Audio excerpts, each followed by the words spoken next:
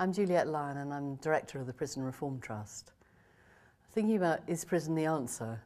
And we have to think, I think, about who's in our prison system. How come we have a system that in the 1990s there were around about 40,000 people in prison, and today there are over 84,000?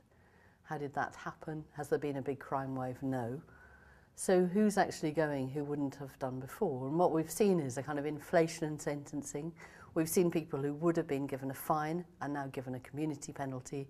We've seen people given a community penalty who are now sentenced to custody.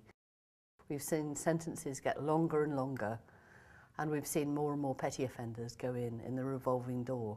And the outcome isn't good. The outcome is that 2/3 of people re-offend and are reconvicted. For young offenders, it's even higher. And I think it's time to stop and ask ourselves, have we got it right?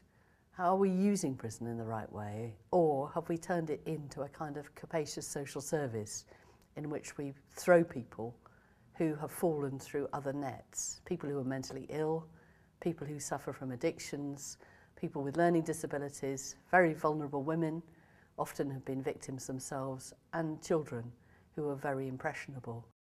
And I think it's time to unload the system.